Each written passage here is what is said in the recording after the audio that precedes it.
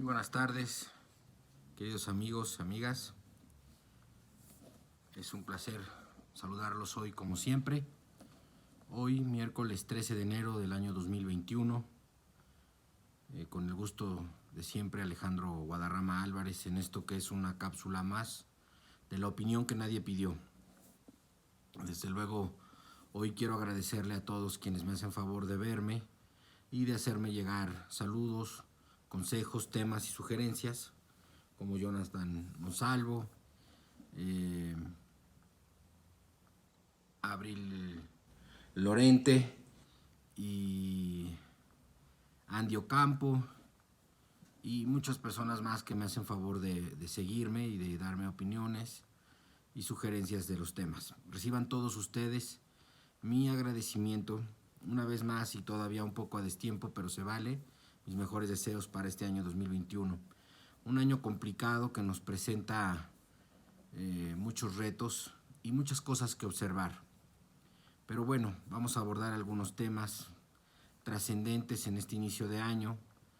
El más importante, bueno, uno de los más importantes, tal vez sea el anuncio que hace el presidente de la República, todavía no formal, todavía no es un hecho, pero normalmente él hace anuncios previos y después formaliza la posible desaparición de organismos o instituciones públicas autónomas, como el INAI en particular. Bueno, esto es un asunto complicadísimo porque esos organismos regularmente fueron creados como formas de control del gasto y de la información pública.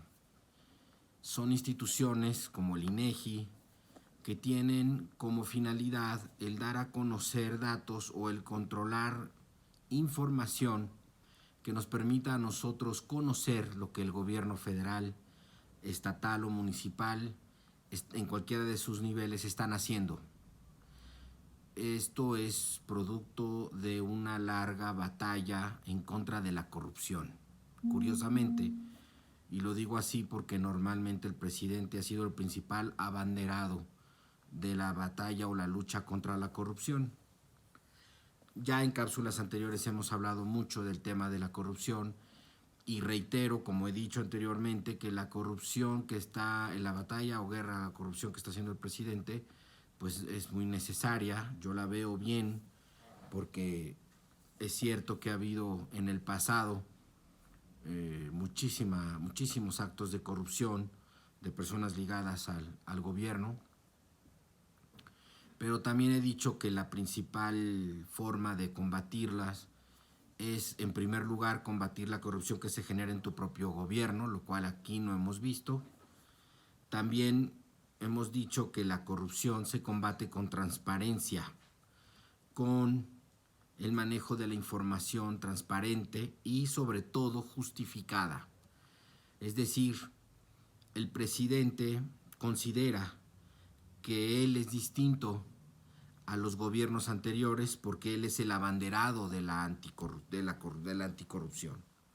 Bueno, esto no es así.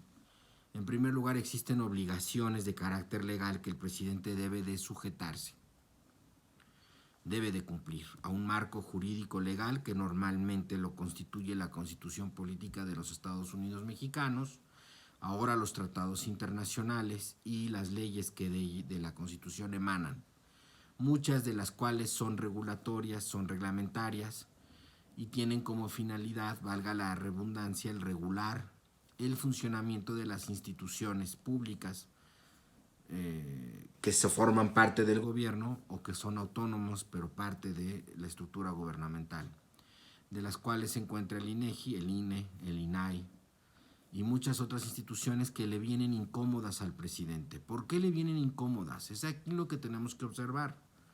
¿Por qué se queja el presidente? Bueno, el presidente se queja porque todos aquellos datos que tengan como finalidad el acreditar que lo que él está manejando como información pública no es verdad, a él le resulta un ataque personal o un ataque a su 4T.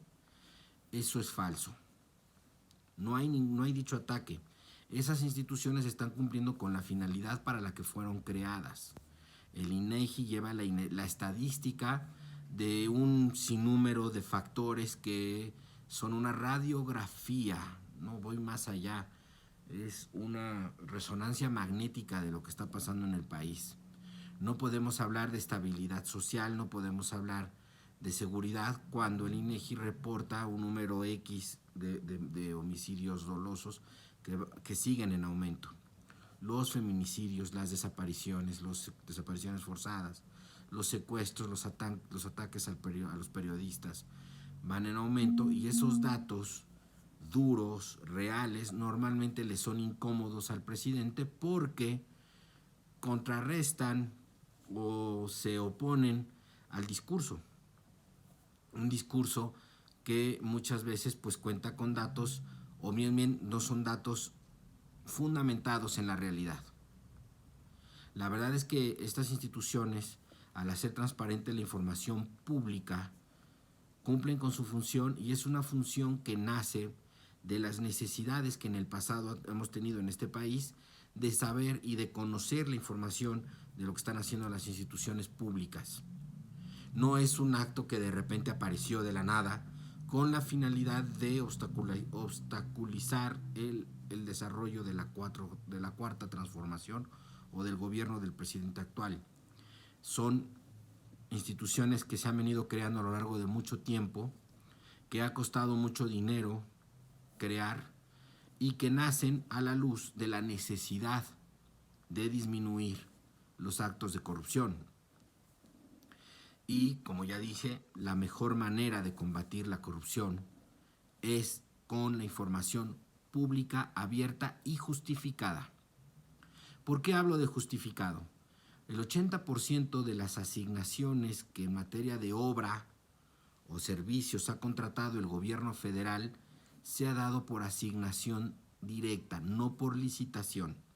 Lo ideal sería que fueran licitadas y que en dichas licitaciones estuviera transparente quiénes son las empresas participantes, quiénes son sus socios y qué intereses persiguen.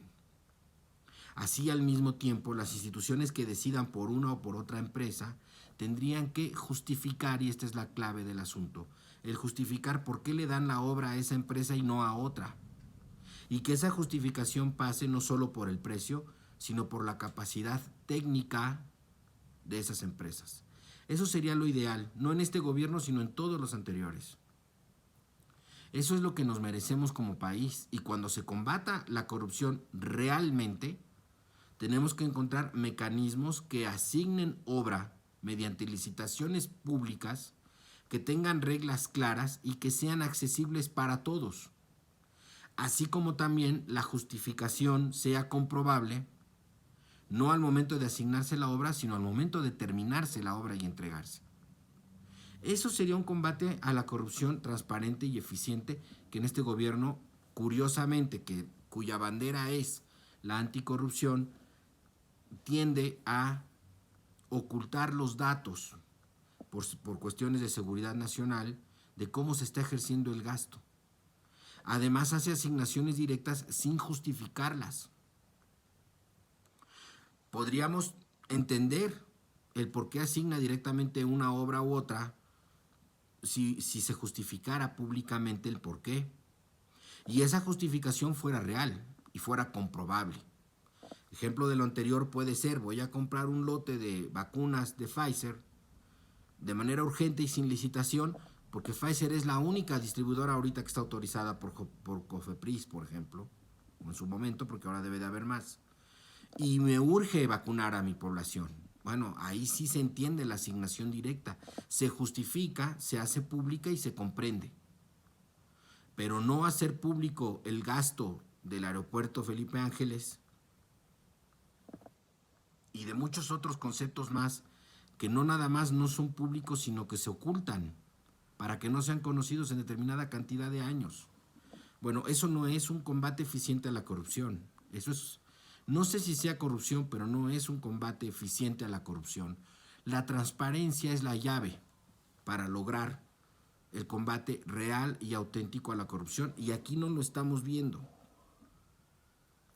Ahora bien, como ya hemos dicho anteriormente, hoy el gobierno federal está ávido de recursos económicos.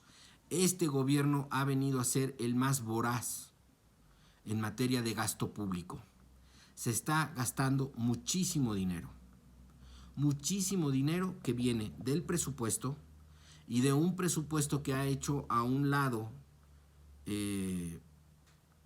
una gran cantidad de dinero asignado a otras dependencias, dándole prioridad, como ya dijimos en cápsulas anteriores, a los programas sociales del presidente, al pago de la deuda pública y del servicio, al pago del gasto corriente, que son salarios, indemnizaciones, etcétera, y a sus proyectos como son el de Dos Bocas, el del aeropuerto y el Tren Maya. No hay más en el presupuesto que eso, ¿eh?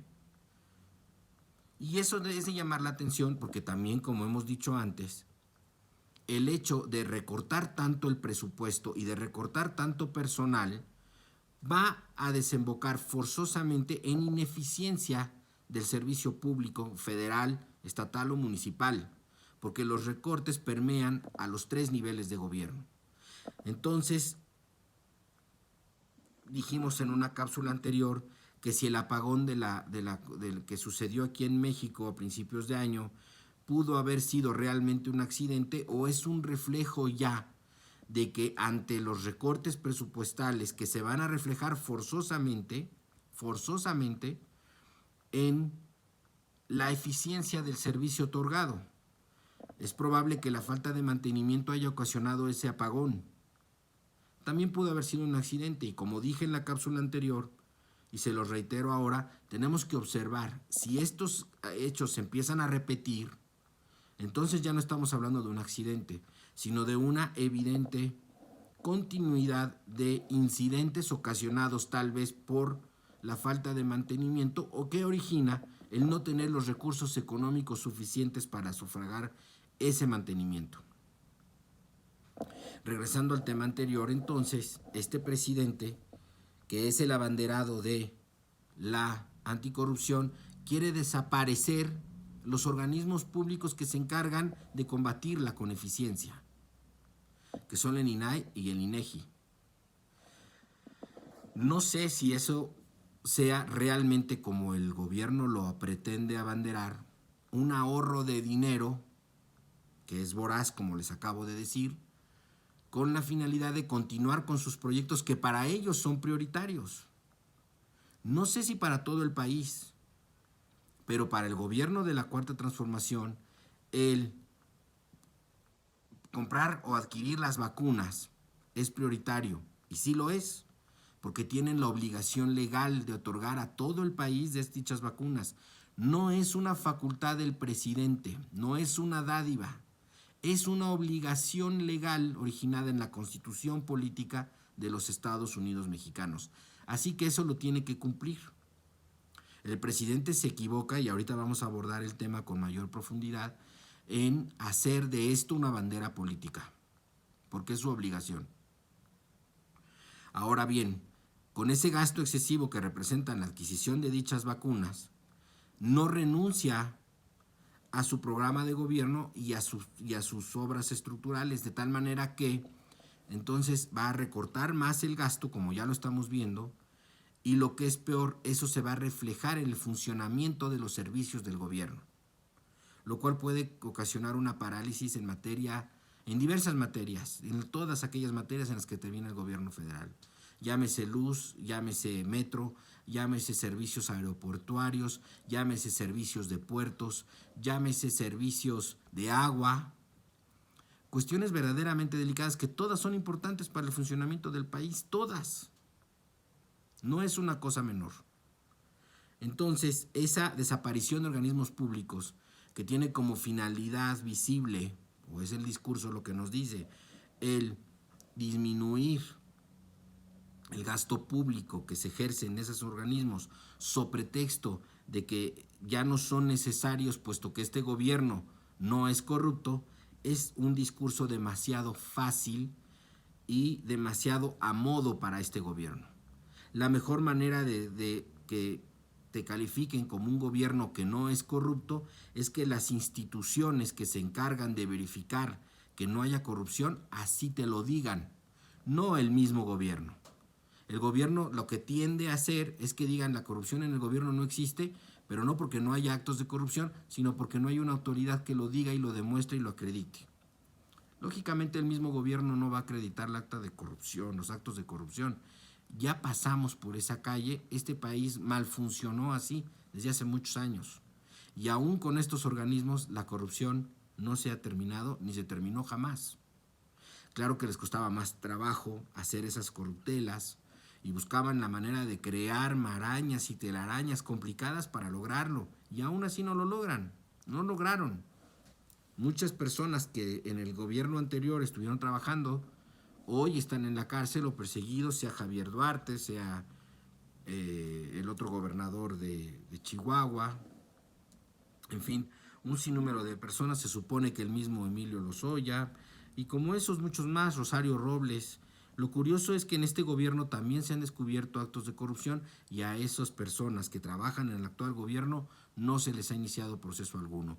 Entonces ahí pareciera que el combate a la corrupción es más bien una bandera de venganza política que está generando ahora la desaparición de organismos que lo pueden revisar y supervisar con la finalidad no de acabar con la corrupción, sino de acabar con los datos que puedan acreditar la existencia de dicha corrupción.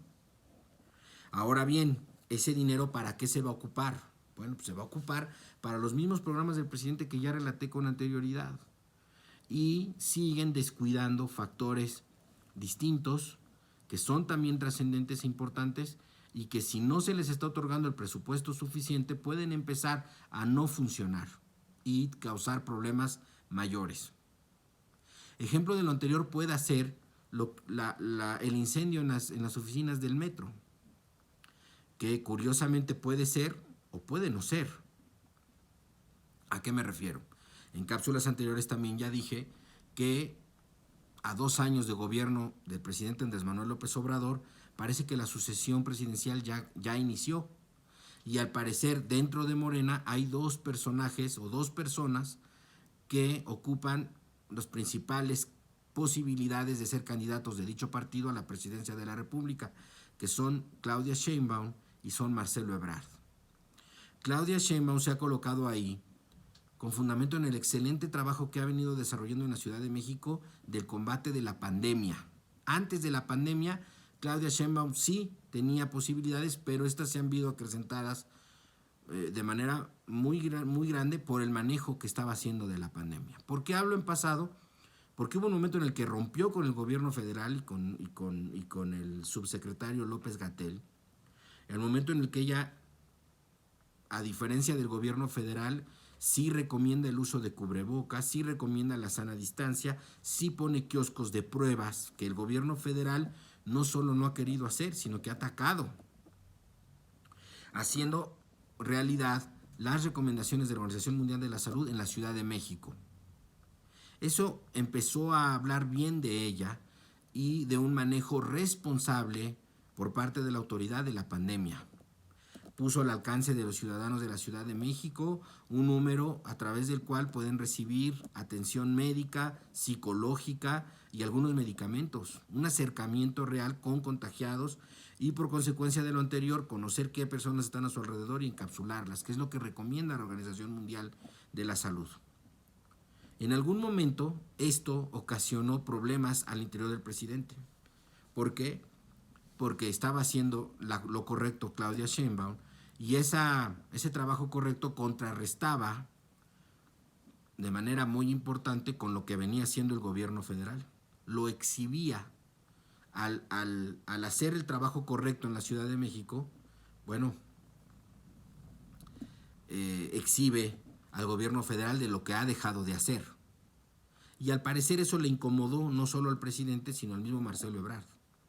Curiosamente, Marcelo Ebrard él no fue gobernador como lo es Claudia Sheinbaum, él fue jefe de gobierno de la Ciudad de México, del entonces Distrito Federal, y conoce prácticamente toda la estructura del gobierno de la ciudad y sabe qué es lo bueno y sabe dónde puede haber cosas malas.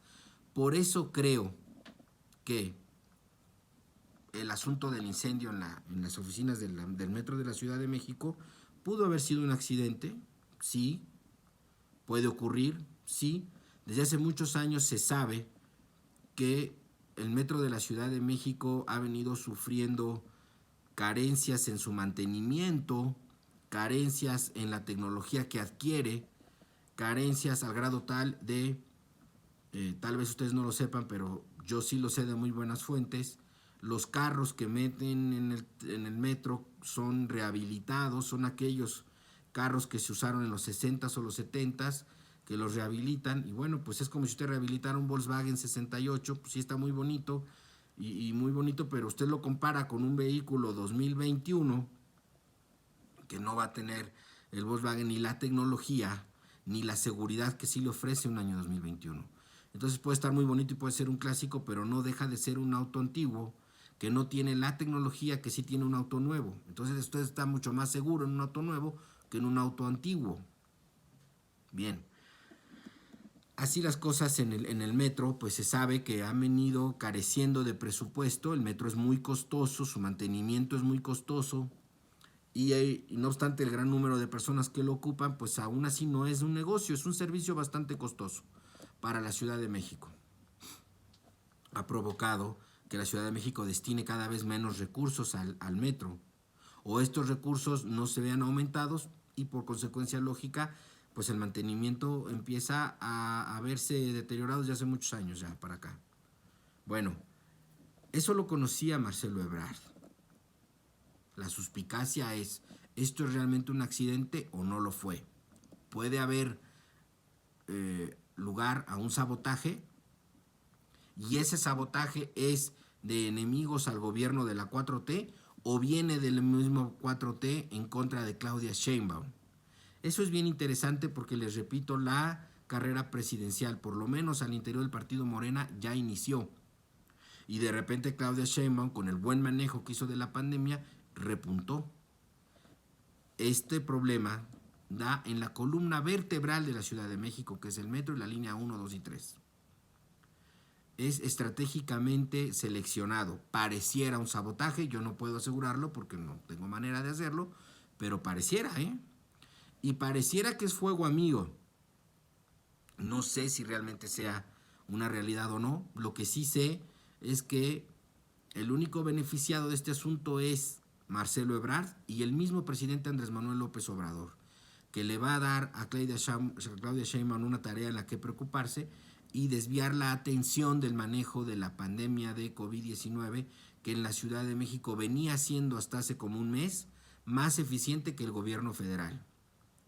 En algún momento creo, y es una suposición personal, el presidente encontró que las disposiciones que se habían dado en la Ciudad de México para el manejo de pandemia venían siendo de tal asertividad que le resultaban, en la comparativa de lo que está haciendo el gobierno federal, le resultaban un problema al gobierno federal. ¿Por qué en la Ciudad de México estás haciendo lo correcto y por qué a nivel federal no se hace? Cuando existe la manera de comparar, que es lo que pocos mexicanos hacemos, pues sale mal parado el gobierno federal. Como aquí ya hemos dicho, hay que compararnos con otros países de características similares para ver cómo se ha manejado la pandemia en nuestro país. En alguna cápsula hablé de Japón, que tiene un número de habitantes similar al nuestro, y es lo único que nos hace similares. Y pues en Japón estaban hablando de una mortandad del 1.8% de su población y nosotros estamos alrededor del 11%. Bueno, hasta ahí voy a dejar el comentario de la pandemia y retomo el asunto del sabotaje probable que puede haber. Yo sí lo veo, no sé si sea real o no, pero sí veo a dos beneficiados únicamente, que son Marcelo Ebrard, curiosamente, y el mismo Andrés Manuel López Obrador, tal vez con su anuencia o no. La política es así, La política es así. Puede sonar a una teoría de la conspiración, y tal vez lo sea. Y estamos hablando de un accidente que se puede justificar en la falta de mantenimiento, y la falta de mantenimiento en la falta de recursos económicos procedentes de los recortes, de la famosa política de austeridad de la Cuarta Transformación, que en la austeridad no ha habido nada, porque ahorro de dinero no hay. Simplemente se destinan mayores cantidades de dinero a otros sectores descuidando el resto. Como ya dije anteriormente, ¿cuántos caminos o carreteras ustedes han visto que se hagan? Es solo un ejemplo. La verdad es que tenemos que estar observando si encontramos una vez más que en todo el país y no nada más en la Ciudad de México empiecen a haber fallos en los servicios del gobierno federal, que seguramente va a suceder porque los recortes presupuestales obligan a recortes en el mantenimiento o en eficiencias en el mantenimiento. Ahora que si esos problemas se centran en la Ciudad de México, puede ser que hablemos de un sabotaje. Los invito a estar atentos a eso, porque la política es así. La política es ruda y la tenemos que entender así. Marcelo Ebrard está donde está porque ha sido un excelente factor y un excelente personaje político incondicional del presidente. Y es él el más probable sucesor de Andrés Manuel López Obrador como candidato de Morena a la presidencia. Sin embargo, Claudia Sheinbaum le ha hecho ya una vez más y con fundamento en un trabajo eficiente, sobre todo desde la pandemia, sombra a Marcelo Ebrard. Bueno, la verdad es que estamos en un magnífico pretexto para la 4T de desaparecer organismos públicos que son útiles, que han sido útiles en la etapa moderna de nuestro país, y hablo de 1996-97 a la fecha, instituciones que tienen como finalidad de combatir eficientemente la corrupción. El combate que a la corrupción le hace el presidente no es eficiente ni es real. Es solo una bandera política que ocupa de acuerdo a su conveniencia. Las personas creen en él como si fuera un santo y nosotros no necesitamos creer en ninguna persona. Nosotros necesitamos creer en instituciones como el INAI, cuyo trabajo que se ha venido desempeñando con eficiencia a lo largo del tiempo, desde el año 2000 o 2001 que fue creado hasta ahora. Y creo yo que lo debemos de defender. Lo mismo que al INEGI, lo mismo que al INE. El presidente se equivoca, y voy a tomar otro tema relacionado con el INE, porque el presidente afirma que lo están callando, que están coartando su libertad de expresión, al momento en el que el presidente del Instituto Nacional Electoral, Lorenzo Córdoba, dice que tienen que dejar de transmitir íntegramente las conferencias matutinas del presidente. Y el presidente una vez más se equivoca, y una vez más politiza, y una vez más señala. Y señala a una persona que no tiene culpa de todo esto. Es necesario recordarle al presidente, lo mismo que los organismos públicos que tienen como finalidad combatir la corrupción, pues México es un país muy corrupto, que en México tenemos un largo historial de fraudes electorales. Él se dice víctima de ellos, que no lo fue tanto, porque a él le tocó ya conocer el fruto o el resultado del trabajo de las verdaderas víctimas de los fraudes electorales, como lo fueron Cuauhtémoc Cárdenas, Porfirio Muñoz Ledo y un sinnúmero de candidatos del PAN y del PRD, del PT y de otros partidos que en algún momento crecieron y tuvieron oportunidad de ganar, y que por los fraudes electorales desde el gobierno de la República se los impedían. Bueno, se creó una institución llamada Instituto Federal Electoral, una institución ciudadana, un organismo público descentralizado del gobierno federal que tiene como finalidad el verificar que las elecciones se hagan bien. Y había que dotarlo de un marco legal y de instituciones que obligaran a los actores políticos a cumplir con dicho marco legal. Hoy por hoy, esas disposiciones están inclusive en la Constitución Política de los Estados Unidos Mexicanos. En partidos y en elecciones anteriores, en gobiernos anteriores, me recuerdo que inclusive se dejaban de proveer la leche de liconza en época electoral y ningún presidente se quejó de ello. Se le negaba al presidente las pautas publicitarias del gobierno federal tenían que ser cedidas a los partidos políticos y ningún presidente se quejó de ello. ¿Por qué? Porque se puede entender como propaganda política favorable para el partido del presidente. Y lo es. Estas conferencias matutinas son la mayor propaganda política que hace en favor de un partido o de un personaje un presidente, y lo hace con dinero público, lo hace en instalaciones de Palacio Nacional y lo hace en horario de trabajo. Recuerdo que cuando algún político en funciones de gobierno, de funcionario público, quería asistir a algún evento partidista, tenía que hacerlo en domingo.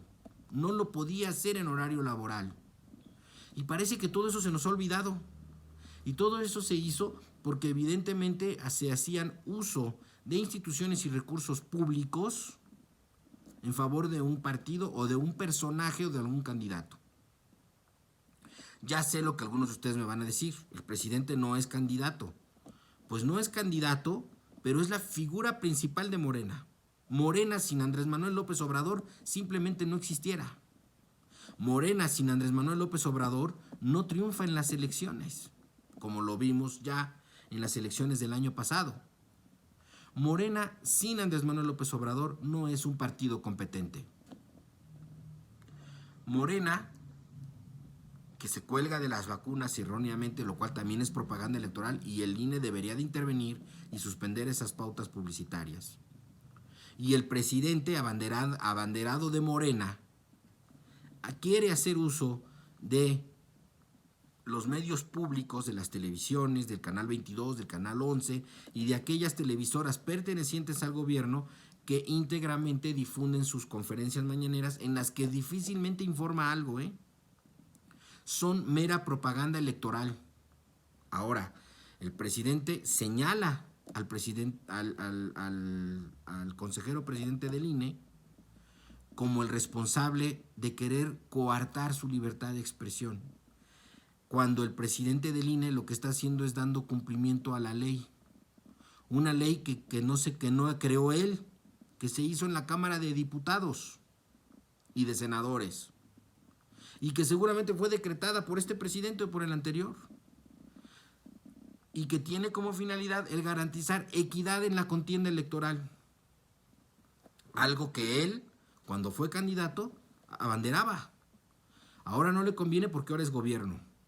Y ahora no le conviene y lo quiere cambiar porque necesita que la gente lo vea para votar por Morena. Él sabe, como todos sabemos, que Morena necesita del apoyo del presidente.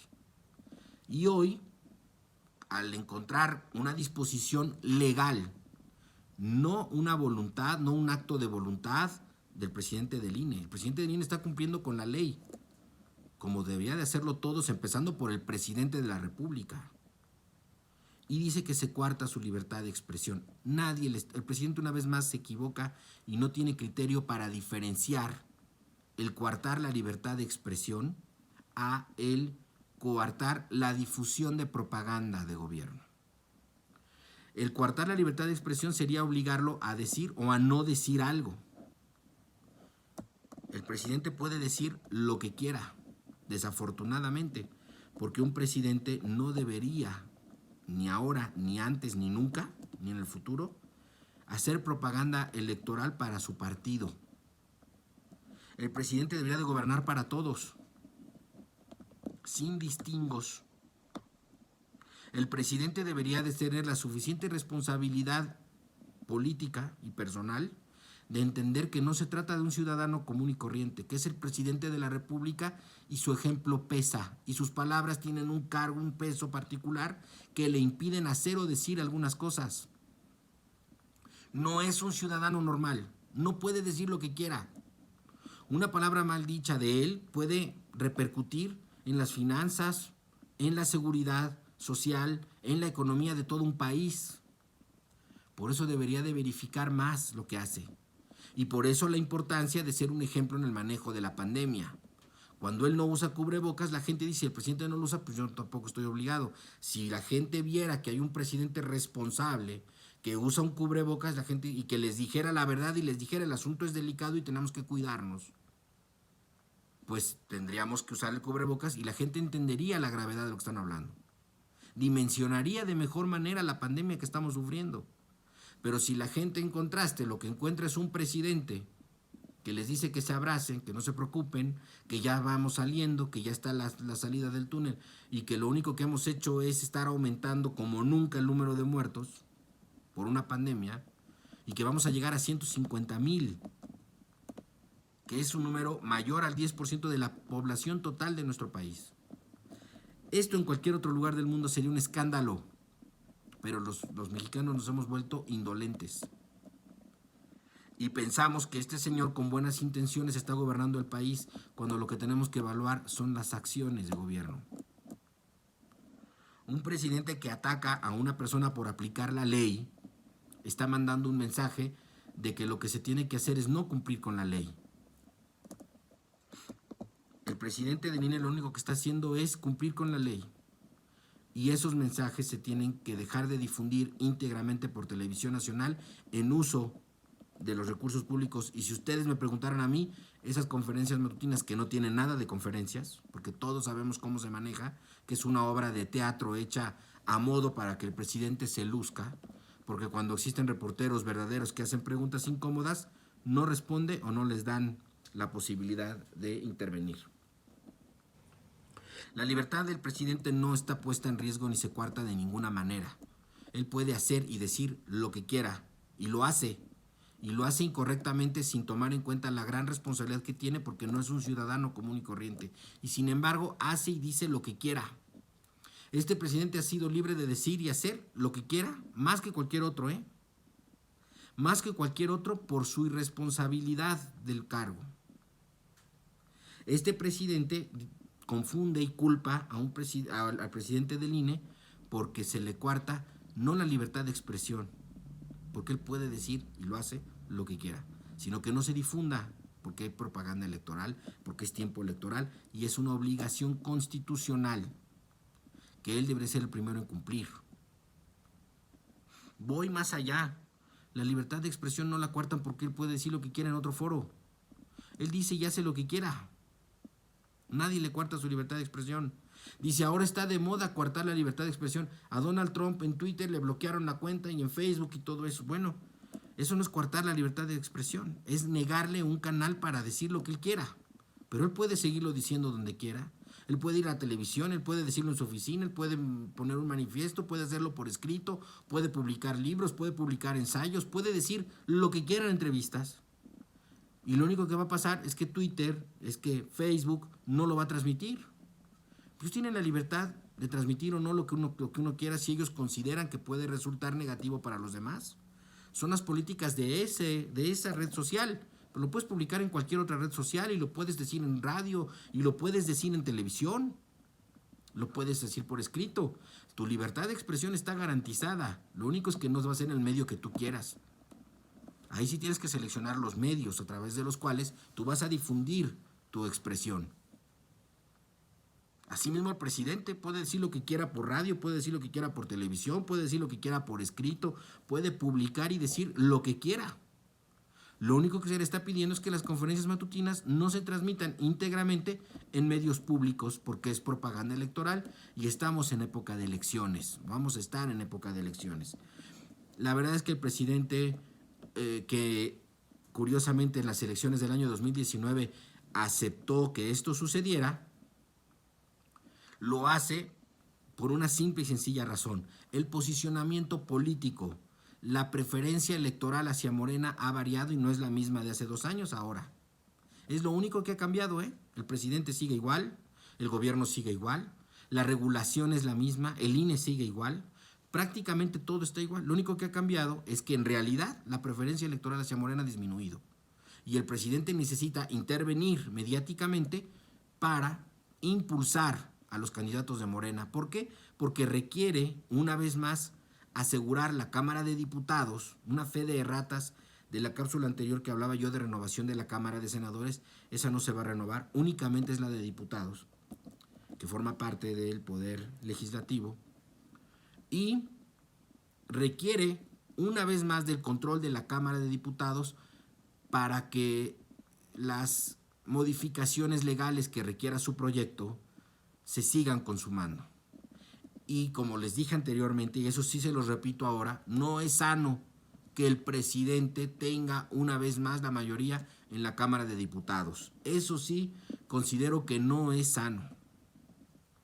Estamos viendo cómo eventualmente los cambios que ha promulgado el presidente a la Constitución y a las instituciones de gobierno, no todos están siendo efectivos y no todos tienden a que tengamos mejores resultados de un gobierno eficiente. Todo está tendiente al control político. Este presidente politiza todo. El control político que el presidente ejerce sobre las cuestiones de gobierno es casi absoluto y no le está funcionando. Y para que no se sepa o no se vea el mal funcionamiento, en lugar de corregir el rumbo y empezar a darse cuenta que sus planteamientos de gobierno tal vez no son todos acertados, y modificar y adecuar y buscar y encontrar la manera de eficientar lo anterior, así tenga que sacrificar algunas de sus banderas, no, ha preferido disfrazar la verdad, ocultar la verdad, distraernos de la verdad, y ahora aquellos organismos que digan la verdad los vamos a desaparecer. A manera de que la verdad no se conozca, reiterando una vez más que este gobierno se basa en un refrán del PRI de los 70s. No importa lo que pase, lo que importa es lo que se sepa. Error. Saludos.